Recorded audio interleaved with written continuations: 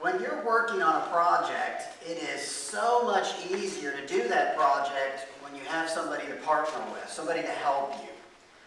Over the last several weeks, I've been trying to build a porch, and you're trying to manhandle 2x8s that are 8 foot long, and your foot gets real creative because you're trying to balance. It's hard to do it alone.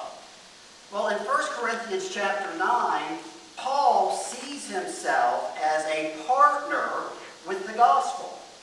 He believes and understands that the gospel will do all the work. All he has to do is get people to the gospel. And so to do that, to accomplish his goal, Paul is willing to do whatever it takes to get people to the gospel of Christ. Now, previously, in the first part of chapter 9, Paul sets forth out this argument that he has the right, as an apostle, as a missionary, to receive support from the congregation in which he is working. But he has given up this right, so he considers himself free. So he says, 1 Corinthians 9, starting in verse 19, "For though I am free from all, I have made myself a servant to all, that I might win more of them." See, he does not have to avail himself of his rights because he has chosen to enslave himself in order to gain others for Christ. So he exchanges this high position of a free man and voluntarily takes on the low position of a servant. See, Paul isn't going to come to the Corinth church and he's going to be the benevolent dictator who tells them what they ought to do. He is instead going to go beneath all of them, and he's going to serve all of them. And in so doing, he will demonstrate the reality of living out what it means to be a follower of Jesus. Because Paul understands that with Christ as the one Lord, there is no room for other lords, and that includes Paul himself. You see, when Paul became a Christian, he knew that what mattered was that he followed Jesus. And that was all that mattered. And so if he has to become a slave to others in order to serve Jesus, he's okay with that. He's willing to take on that role. And by becoming a slave, he actually frees himself from being worried about what other people think or how they'll respond or anything else. Because he's going to be a servant to Jesus above all. Now, he begins addressing different groups within the Corinthian church. He says in verse 20, "To the Jew I became as a Jew in order to win Jews. To those under the law I became as one under the law, though not myself being under the law, that I might win those under the law." Now, it seems confusing that Paul, being a Jew, would need in order to become one to win them for Christ. But Paul understands something that we have a hard time getting our minds around. When Paul became a Christian, all other identifying markers dropped away. They became insignificant to be one in Christ. You know, if somebody came up to you and asked you, "Who are you?" one of your first answers might be, "Well, I'm an American." As a Christian, that's the wrong answer. It ought to be, "I'm a Christian." And so it's not about your identifying yourself with your nationality or your particular ethnic group or your social class or whatever. For Paul, what mattered was that he became a follower of Christ. And so when he became as a Jew or one under the law, what he means by that was that he was sympathetic to their culture or their way of doing things so that he would fit in with them, and in turn, he'd be able to share the gospel with them. So when Paul is with Jews, he observes the dietary restrictions. He honors them in their culture and the way that they do things. He doesn't come around and tell the Jews that all that they're doing is useless and they need to quit. Because if he had approached Jews that way, then what would happen? They wouldn't have listened to him, right? They would have just booted him out. So Paul became like them. Now notice he says, "I didn't adapt to the law. I didn't understand the law to be my governing body." But he approaches them so that they will listen to him. And it's not just the Jews that he did this with. In verse 21, to those outside the law, I became as one outside the law. Not being outside the law of God, but under the law of Christ, that I might win those outside the law. See, those outside the law of Moses are Gentiles. And when he became like a Gentile, Paul isn't saying, well, I became a hedonist and a self-serving pleasure seeker, but rather he adopted their practices, their customs in such a way that when it didn't violate the law of Christ, he was able to fit in with them.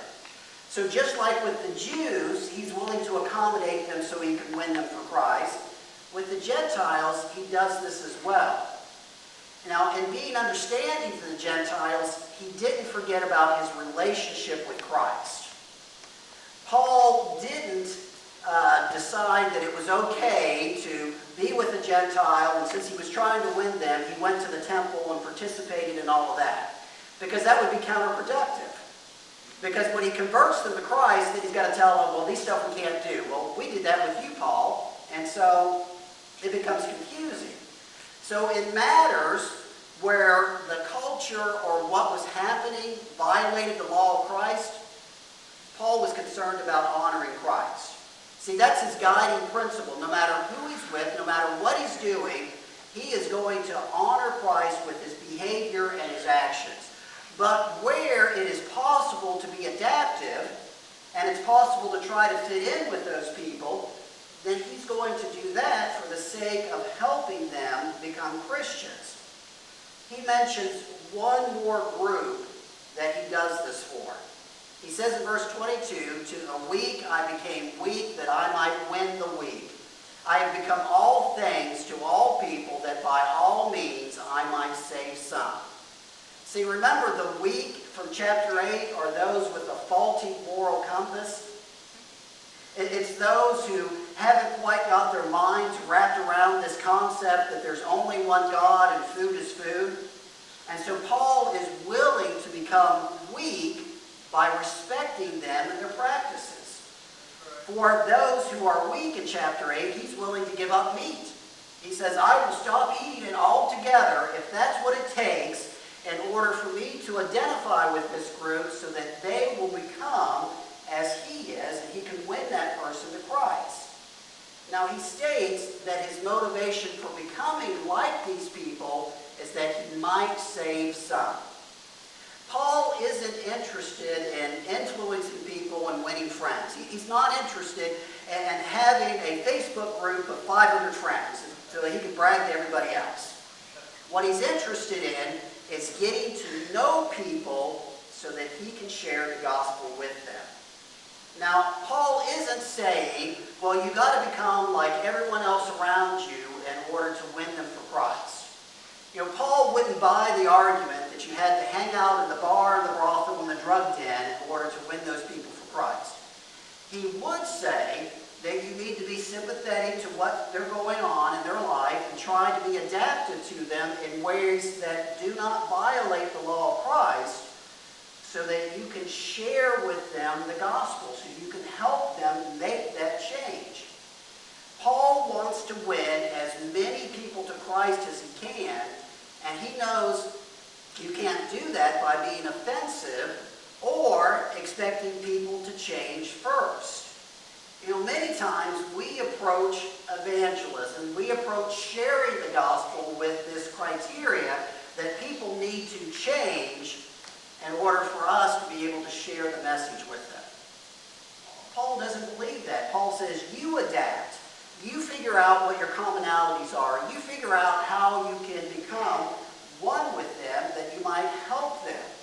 Because Paul understands that Jesus became like we are, humans, so that we would become like he is, a child of God. And so Paul is willing to become like they are, so that in turn they will become like he is, a servant of Christ. And so this is what motivates him in his interactions. But he states one more motive. He says in verse 23, I do it all for the sake of the gospel, that I might share with them in its blessing. See, his willingness to take on the role of a servant is for the sake of the gospel.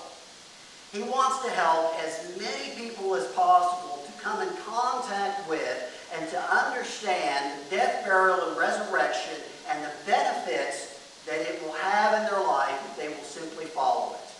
That people are in need of the gospel. They need it. They're dying without it.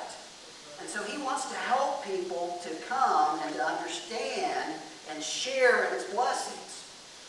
But he also sees himself sharing with others in its blessing. See, the more people he gets to come to be in Christ, well, then that's just spreading the goodness around. That's more people coming to understand who Christ is. And so he sees himself as this partner with the gospel, and what he's giving them, it's such a wonderful blessing. I mean, folks, sometimes we act like the gospel, being a Christian, is something that we need to kind of tuck behind and hide. And, well, I couldn't invite somebody to church. They might think I'm one of those Jesus freaks. Don't you want them to share the blessings? Don't you want to partner with the gospel? The gospel will do the work if we'll simply give it to them. And so he portrays himself as a partner with the gospel in the common enterprise of winning others for Christ. But folks, are we partnering with the gospel in the common enterprise of winning others? Are we doing that? You know, too often we approach it by expecting people to adapt to us. You know, if you heard of a missionary, an American missionary, who went over to a foreign country and he refused to eat the local food, he refused to learn the local language, and he refused to interact with the local people, how effective is he going to be? He's wasting everyone's time and money, isn't he? Because he is not becoming like they are and ways that he can to share the gospel. Now, back in the 70s, there was this idea that churches down south, which are very plentiful, should plant churches in the Northeast. And so entire families, groups of families, left the South, got jobs up in New England, and planted churches. And over, by far, most of those churches failed. You know why they failed? They planted Southern churches in Yankee territory. I mean, that's the truth. That's what happened. Is that they never adapted to the New England culture. They expected people to first become Southern and then to become Christians. And folks, do we do that? Do we approach people who aren't Christians and expect them to begin to act like Christians before we welcome them in our midst? See, Paul flips our conventional notion upside down and says we are to adapt to others so the gospel can do its work. Now, clearly, we're not to adapt sinful practices. And remember, in chapter 8, Paul believes in guilt by association, so we can't belong to all these different groups in order to. But where it's possible, can we identify with people? Can we find our commonalities and share things with them so that they invite us into their lives, and in turn, we invite them into Christ's life? You know, if we're not winning people for Christ, it's clearly not the gospel's fault. You know, if churches, and it seems that they are, if churches are dying in America, then we are reaping what we're sowing.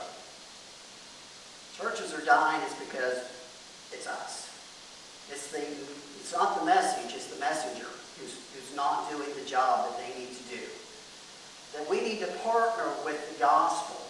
And the gospel will do the work if we'll just bring it to people. If we'll just help them to see what God has to offer them. And help them to understand the great value that is found, the blessings that are found in it. Are we doing whatever it takes to win people to the cross? To help people come to understand what it means to be a Christian. Because folks, we all have a role to do. And I'm not about that we all have the talent or ability to set up Bible studies. But we all have the talent and ability to find other people, to find ways to find commonalities with them, develop friendships with them so that we can share the gospel with them. So that they can understand that we are like they are. And that we are people who struggle with doing right. We don't always get it right. We're not perfect. But as a group, a community of believers, we're trying our best. And that we want them to become a part of us. Because we want to partner in the gospel and we want them to share in the blessings that come from being a child of God. I want to encourage anyone this morning who isn't a Christian to come and to be a part of Christ. To confess Him as Lord, to repent of past sins, to be immersed in the waters of baptism so that you can be raised to a newness of life. There are the mulligans, there are the do-overs in the Christian life. But that we who are already children of God, let's be partnering with the gospel. And let's let people see Christ in us so that we can draw all men to Him. If you need to respond to the invitation in any way, I want to encourage you to do that while we stand here and sing.